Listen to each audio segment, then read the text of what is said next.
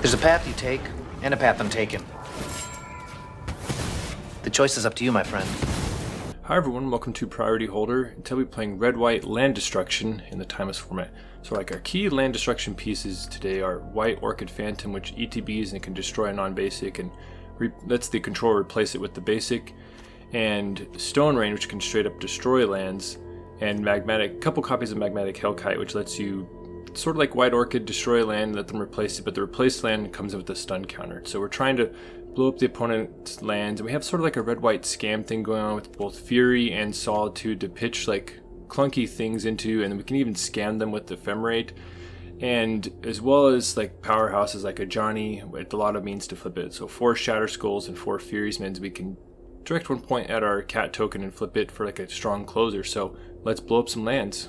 Alright, this is a pretty reasonable hand. We got like turn 1 Ragavan, options for like turn 2 Stone Rain if that makes sense, but it seems like typically we want to get some threats in the battlefield. We'll have to see what the opponent leads with, so I'm going to grab a shock land to start off, play a Ragavan. Now if we like rip a Blood Moon off our draw, that could be what we play. Alright, so the opponent does have the fetch land, so that makes it so White Orchid's not useful, Stone Rain is currently not useful, but we still have like Ajani and Phlage, you know, so we're going to crash with Ragavan and see if it can gain us any more information about what the opponent's doing. Alright, so we rip a Veil of Summer off the top of their deck, so they're clearly a combo deck, most likely show and tell, so I probably could have just grabbed a basic right there, but anyway, I'm going to play Ajani.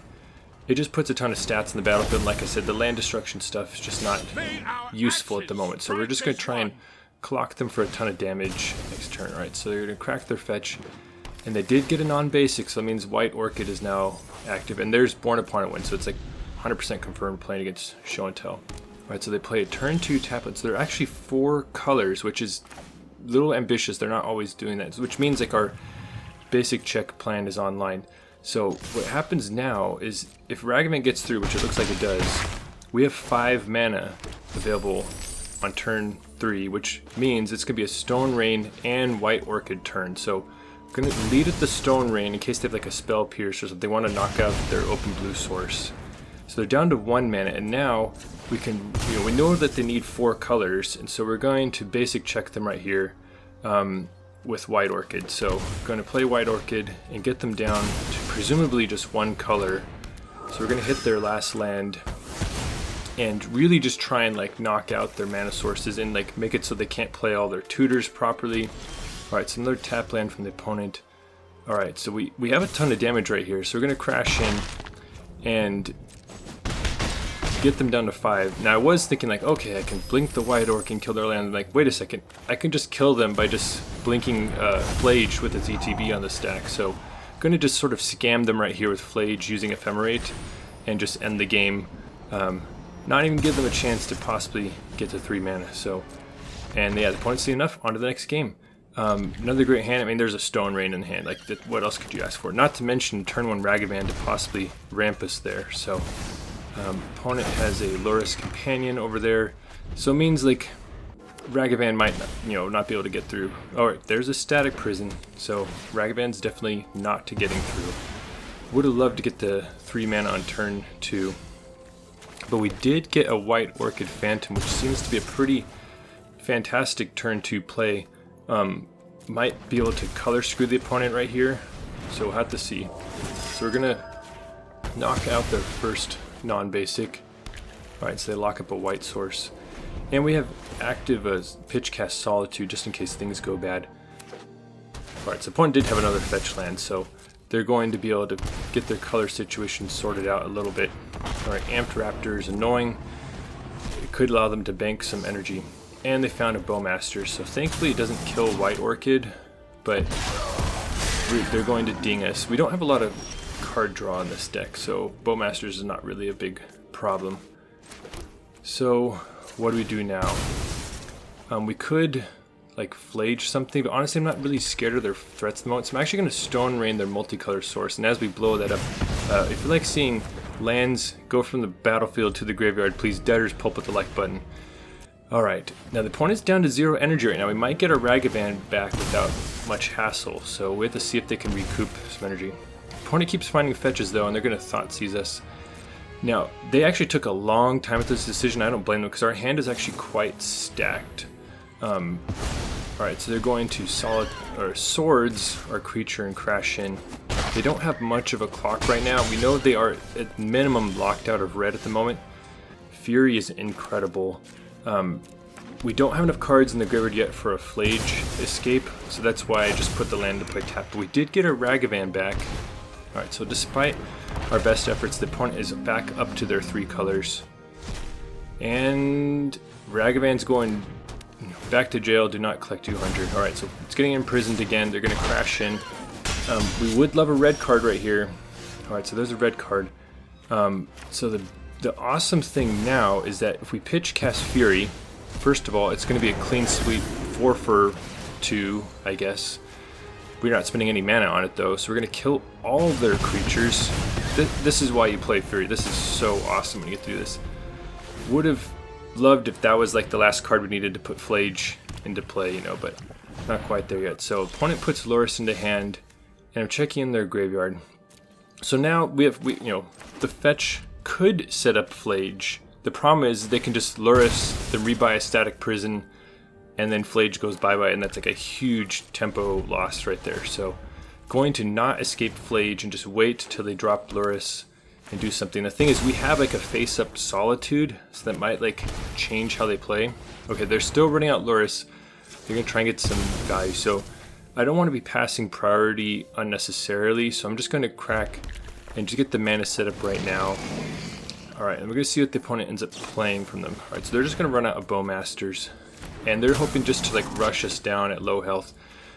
Now, once the Bowmaster has selected its trigger, I'm going to drop Solitude, take care of Lurrus. And we might be getting our Ragavan back soon again. Oh, Fury is just incredible. You can see me draw Fury and just, windmill slam it right back on the battlefield. Going to take down Bowmasters.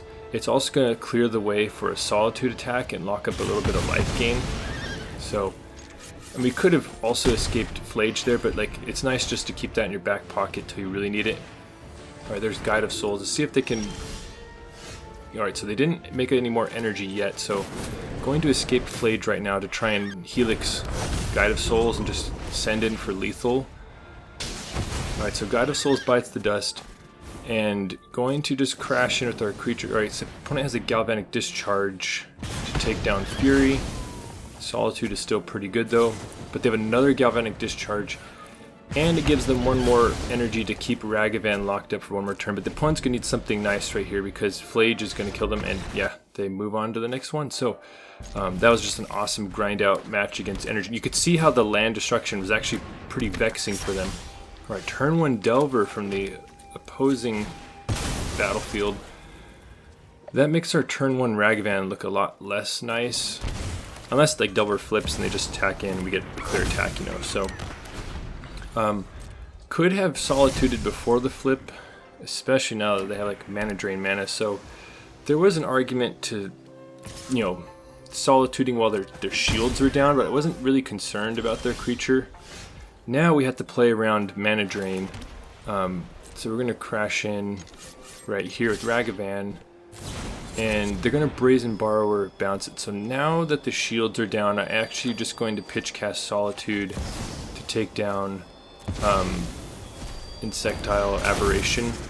And getting rid of the white Orchid Phantom, like I guess, playing a 2/2 first striker is not the worst thing ever, but seemed valuable to get rid of the Delver while their shields were down. So, but they still have an active mana drain. Alright, so they're playing a new Delver, which can just block Ragavan. So decide just to slam a Fable right here, and that's giving away some information to the opponent. I probably should have attacked first and see what they did, just to so they have less information to work with. But the opponent is under severe mana screw right now, so they're probably desperately hoping to eat something with mana drain. I'm actually going to pitch Hellkite and Witch Enchanter. Hellkite can't destroy any of their lands, and it would just be a huge influx of mana drain mana, so I'm actually just going to dash Ragavan so that... Alright, so they have a counter spell. Basically wanted to give them the least mana option for mana drain while still being a pretty potent threat, and Ragavan's like perfect for that. And they're tapped out, and so we're going to be able to just go off with the second Fable of the Mirror Breaker right here. And in the various sort of prison-y decks that I build, I really like to have ways, because the thing is prison cards are situational. You could see me like getting rid of the basic check land destruction cards because they're not really as potent in this matchup when the opponent has all islands, you know.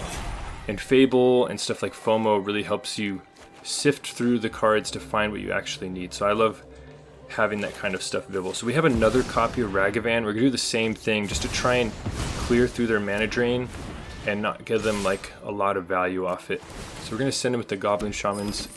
Don't quite have a Solitude mana, so we have to see if the opponent can use the colorless, and it just passes. So they could have hard cast a Brazen Borrower, but they can only block flyers, you know, like that's probably just a losing play. But the opponent is just really mana screwed now. I don't know if they don't have any brainstorms or, you know, card draw. The thing is, we got out to such a fast start. They've been playing defense a lot, so they're gonna Fading Hope one of the tokens, bottom a card, but they should have done it pre-attacks to deny us some treasure tokens, or a treasure token. But I'm just gonna hardcast Fury for no value just to put them under a huge clock. Not to mention, if they do play something, we can just Reflection the Fury and like, so the opponent, yeah, they're in big trouble and they're done. So on to the next game. All right. And okay, a very slow developing hand, but it has some like pretty potent stuff if the opponent is like a creature deck.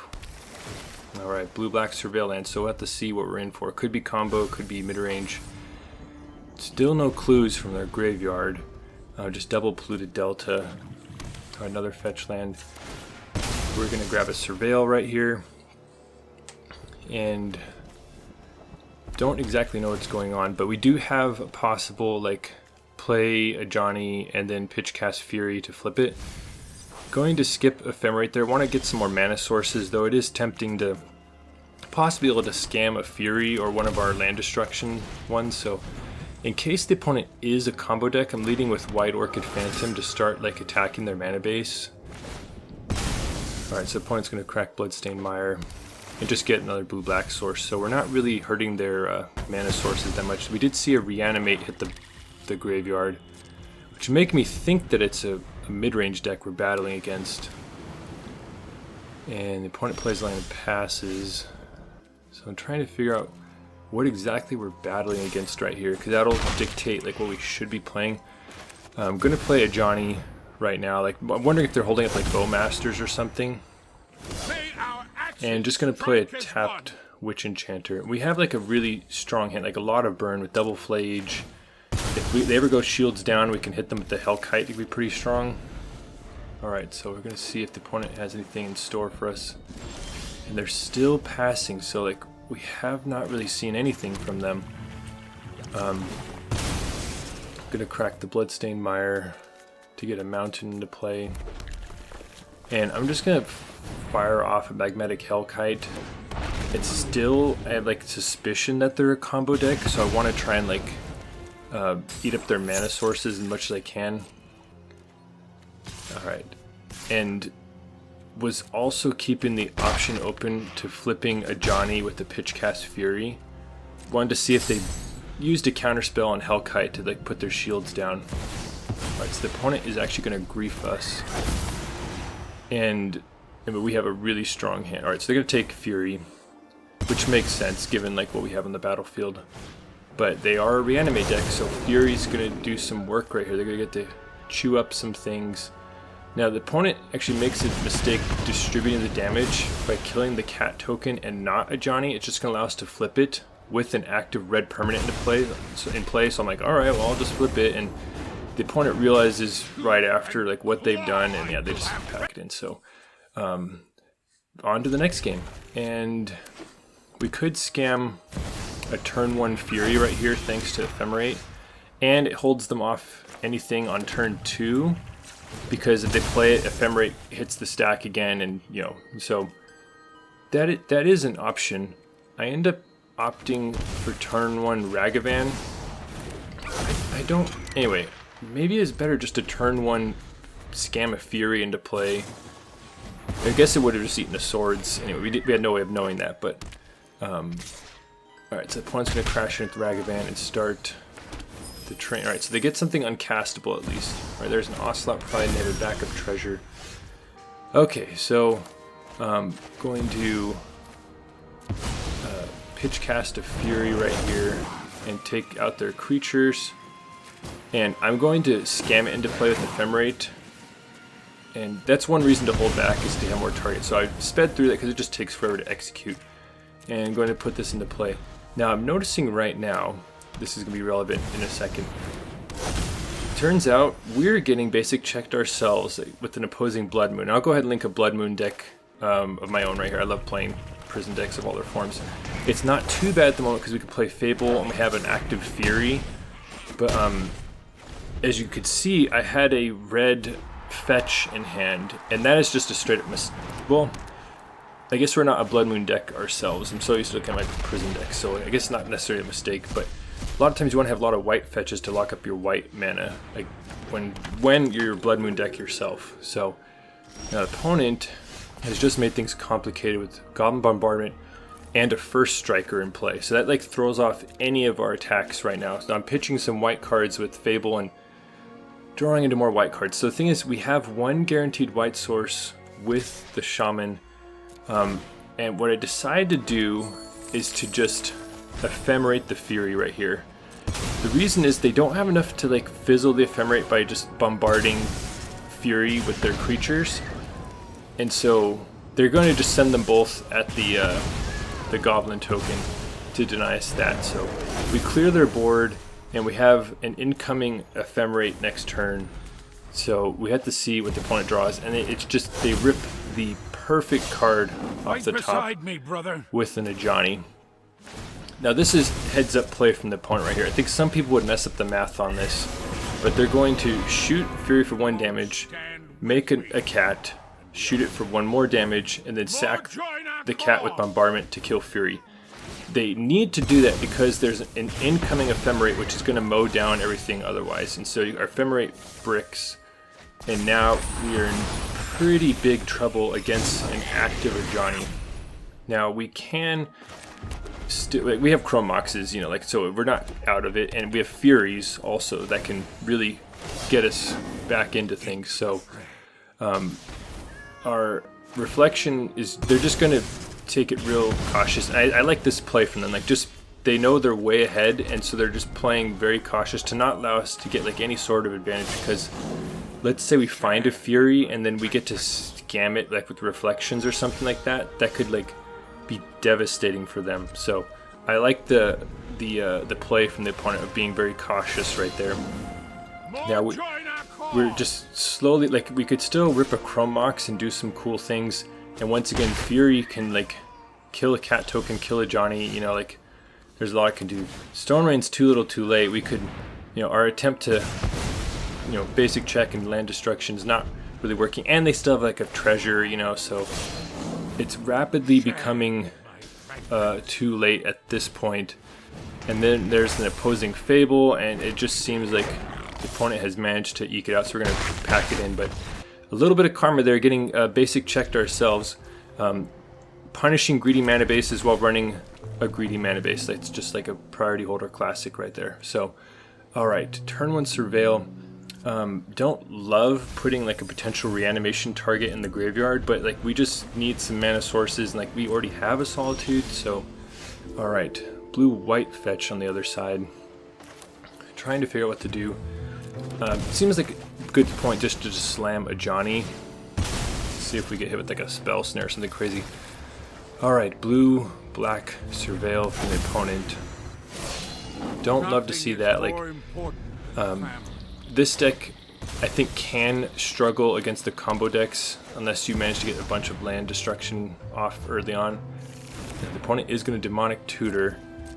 Would love a Stone Rain. Okay, so White Orchid Phantom is actually pretty nice. Like, it's way better than anything else we had, and it can actually give us a chance in this game right here. So going to slam White Orchid and start destroying some lands right here. So we're going to attack their blue-black land, and they have a swamp locked and loaded. So we're going to keep up Ephemerate to possibly hit another. Alright, so they already have the show and tell. So you could see me about to click resolve right here, but then I realized I'm going to crack the fetch first, because you don't want to pass priority once an Omniscience is in play, because then if they cast enough incense or Born Upon a Wind. So what I'm going to do is put Witch Enchanter in play to attempt to destroy the Omniscience. Now they have a lot of instant speed stuff, so they can try and cast Dig Through Time, but I can try and stop that by ephemerating Witch Enchanter. So that's why I like fetched ahead of time, so they couldn't respond again to like our fetch. So I'm attempting to destroy Omniscience again, but they had a Dig Through Time, and basically it's all matters if they could find a Born Upon a Wind, which they do. And so despite having two different ways to attack Omniscience, they end up going off at instant speed anyway. And I was just like, oh man, like we were so close to like stopping that. And there's the backup Omniscience, and so yeah, like that's it. So on to the next one. So, but I think it's important to illustrate how decks can lose games also, and like even with like Witch Enchanter plus an Ephemerate, they were still able to go off, and like that just happens sometimes, and you need to know that. So alright, Guide of Souls on the other side. Just going to hunt their mana base right here with the White Orchid. See if we can color screw them. Alright, they end up opting for a mountain, and they have another fetch land to prove their colors anyway. Okay, so there's a Ragavan. It's going to make Guide of Souls start going off, but they pass against our first striker. So, going to end up playing our Bolt Land. These decks sometimes play Juggernaut Peddler, and I don't want to like get our mana sources attacked. So, not to mention Phlage gains you back to 3 life, so it's like a life neutral exchange right there. Gonna hold back our first striker to possibly defend against Ragavan. Alright, so the opponent doesn't appear to be playing black. Alright, and they're gonna play an Amped Raptor. We're gonna see what they spin into. And I had to check because it happened so quickly. I'm like, wait, what was it? And it was a 1-ring. So like a grindier kind of red-white deck. And that's a risk running high mana value stuff with Amped Raptor, but sometimes it's worth it. So I'm going to slam Fable and just play some defense, holding up Ephemerate right here.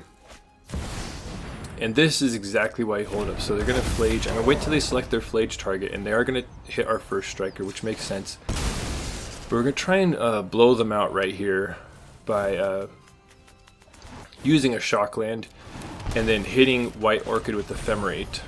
So it's going to do two things. Fizzle Phlage's life gain, and it's going to allow us to attack their mana base some more. So, alright, so the opponent is still finding basics. We haven't run them out at this point. And they're going to send in Amped Raptor. We're just going to take the damage. We have a lot of life that we're working with right here. Now, they could have had a 1-mana removal and killed the creature anyway. So this is a mistake for me right here. I don't cast the Ephemerate. I'm not planning on, so if you're not planning to attack with White Orchid, you should just blink it anyway, because that puts more cards in the graveyard for Phlage. Instead, I left it in exile. So that's just a mistake on my part, because we need cards in the graveyard to keep Phlage alive. So I'm actually going to Stone Rain their mountain right here and try and lock them out of Phlage colors for the escape. Alright, so the opponent is going to activate Marsh Flats. And they still have a red-white Surveil, but we've done like a lot of land punishing. So on their end step, I'm going to Ephemerate. So you notice that it didn't click like pass through all. I knew that this was likely scenario, so I'm going to attack their red-white land, and we've done it. Alright, so they are out of basics at this point, so they are locked out of red mana. But they still have a strong follow-up with double Ocelot Pride, and as the opponent crashes with the Amped Raptor, let me know like what are your favorite ways to destroy lands? Armageddon, Yukul Hubs, Wasteland. Now I make the same mistake with the Ephemerate. Like once again, not planning to attack with White Orchid, but still should blink it anyway. So, because we need cards in the graveyard for Phlage. So what I'm going to do here is a little Phlage scam. I don't want to mess around with the Ocelot Prides. Like they're just a very dangerous creature to leave in play. So I'm going to Ephemerate Phlage right here and take them both down. So make sure to hit one with one trigger and one with the other, and move on with our lives. Probably could just attack it with White Orchid at this point. End up just holding on just to play it safe because it feels like we're like way ahead at this point. I don't want to make any mistakes. Like the opponent crashes with Amped Raptor. And it's at this point I'm like, you know what, I should be blinking my stuff, so I'm going to blink White Orchid anyway. Now I'm trying to get fancy right here. Be like, oh, I could tap it for mana and put that card in the graveyard, and with the Ephemerate and the land hitting, then I can escape Phlage. And so I'm like floating mana to like make that happen. The problem is the Ephemerate's happening like in our upkeep, you know, which the mana is going to leave our mana pool by the time we can even cast Phlage. So you could see me realize that, move on with that life. Gonna maintain the treasure right here, like, and escape a Phlage. Would love to keep Reflection open right here. So the opponent's starting to like really fall behind at this point in time, and yeah, they've seen enough. So really fun to actually check someone's basics. So all right, basic forest on their other side, so it means our sort of pseudo land destruction strategy is not really going to be effective against them. Still have Stone Rains though, so alright, we're going to turn 1 a Ragavan and see what we can muster up for turn 2. It does suck that we have like our 1 tap land in the deck in our opening hand, so alright, Elvish War Master on the other side, so it's clear we're playing against mono green elves. Even though I'm very likely going to Solitude it, going to just wait till our turn because you get more information, and this lets us scam a Solitude into play with Ephemerate, which, in addition to putting a 3/2 lifelink into play, which is nice, it's also going to have like an Ephemerate hit on our upkeep to snatch up another elf they might play. So, just a really strong play that it's going to be really vexing for the opponent to deal with. So, we're going to crash in. Steal an Elvish War Master at the top, which we don't care about. I'm going to keep Shatterskull because it's a mana source for our dragon and could possibly kill like an X1 elf, you know. So the opponent's going to tap out for Marwyn the Nurturer, but it's just going to be an absolute massacre right here. So we're going to do exactly as described and Ephemerate the Solitude and just keep sending elves to the Shadow Realm. So going to get rid of that, crash in with Ragavan, draw a Shatterskull.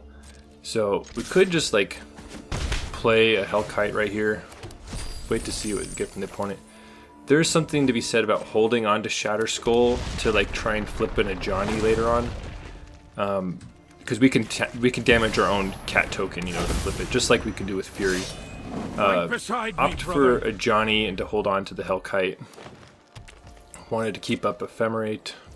All right, so opponent's passing, and we drew another Shatterskull, which could be nice for Ajani. Just going to crash in with everything. Alright, so the opponent actually has Coco, so they're going to try and ambush us right here with some elves. So they hit Llanowar elves and Eladamri, I'm forgetting its name. Either way, we have Solitude, so we're just going to take care of the 3/3. They are going to trade with Ragavan, which is okay. And now, do we want to play a Hellkite or flip Ajani? It's no more mana efficient to play the Hellkite right now. Not only that, but it adds to the clock, and it puts the red permanent into play, which we need for like full power Ajani Planeswalker. Alright, so here comes Elvish Archdruid. But the thing is, once again, we have a Ephemerate, so this is like cyberbullying right here. Just like really beating up this Elves deck with like endless solituding their creatures. And the worst part about it is just prolongs their suffering because you just keep buffering the life total. So we're going to crash in, and I am going to just flip an Ajani right here. It's going to increase the clock and make it so any subsequent things they play, we can just +0 Ajani and like nuke them. Most likely they're not going to have anything large enough. So this could have been a lot different had they had the turn 1 mana dork. Like they just had like a slow hand, no Llanowar elves or Elvish Mystic, you know, and so if they were spilling out elves way faster, this would have been a lot different.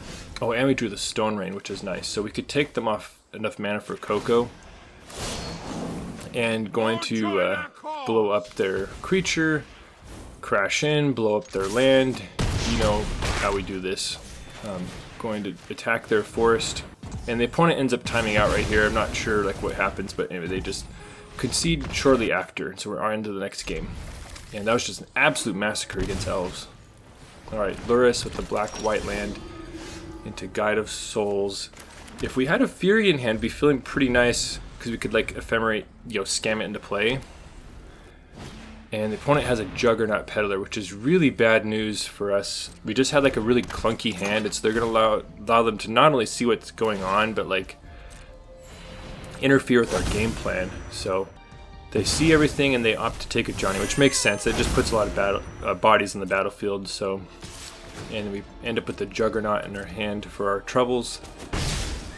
And it just feels like we're really behind at the moment. So desperately trying to surveil towards a Fury at the moment. Shatterskull just doesn't seem good enough. So Fury is like the name of the game for these Luris matchups. You can just mow down a bunch of these tiny creatures. I'm going to play FOMO because it can dig for more relevant cards. I'm going to pitch the Juggernaut, find another Ephemerate. So we could play like Ephemerate plus FOMO next turn, like do some stuff. Unfortunately for us, the opponent is going to get up to 3 energy and have an Ajani on the battlefield. So that means that their Juggernaut Peddler is going to take to the skies right here, and like we're going to start taking a ton of damage. That combined with like our greedy mana base means we don't have a lot of time. So we're going to start with FOMO and pitch a Stone Rain right here. Like it's just way too slow for what we need. Alright, the White Orchid is like something. The question is like, do we bolt this in to hold up an Ephemerate? I end up like, I feel like the life total is too low to do that, as nice as it would be. But I'm going to just put it into play tapped, and then the opponent's just absolutely going off. Now the crazy thing is, well, the opponent has multiple Guide of Souls. They have like plenty of energy, so like they're bolstering their toughness a little too much. But even still, like if we rip a Fury like on our draw step and scam it with Ephemerate and have like another Ephemerate to scam it, like we could actually like come right back into this game.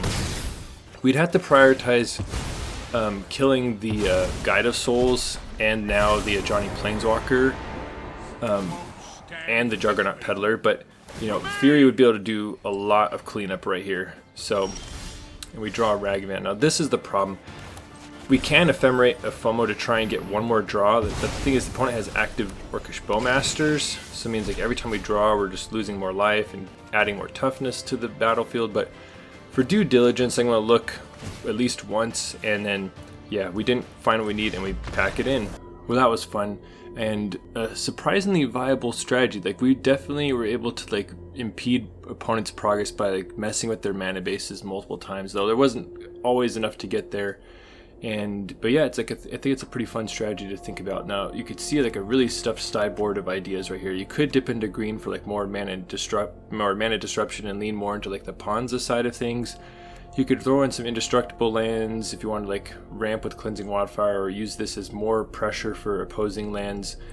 I think it's necessary if you truly want to basic check people, but it also is, if they have the basics, then like this card just does nothing, so there's Ruin Blaster, which can help destroy lands, One Ring to help provide card advantage. Boseiju can even work with like the plan a little bit. There's also Dust Bowl, Field of, there's a lot of different options. This could be a Chromox deck, but it didn't quite feel like, if it didn't have like so many potent turn 2 plays that just like knock it out of the park, it seemed better to not really lean in that direction here. And then Sundering Eruption is an important one. The tension here is, I originally was including a bunch of Sundering Eruptions, but the thing is, like, Shatterskull is just so nice with the Ajani. Like, I think you just can't do it. And like, I think there's like an upper limit on how many MDFCs you have before you start not hitting the colors you need. So didn't end up putting any Sundering Eruptions, but that's another way to like have some more basic checking going on. So, and as always, I always consider whether something should be a Chalice deck, but it seemed like Ephemerate with like the ETB land destruction plus the elemental seemed too important to like eliminate that, and then Ragavan also makes the cut when Chalice is not involved. So, but yeah, those are my thoughts, and that's the deck. Thanks for watching the video. I hope you enjoyed it, and if you want to see even more nonsense, please consider subscribing. And if you're already subscribed, thank you for your support. Your engagement with the channel helps me know what the people want. Thank you.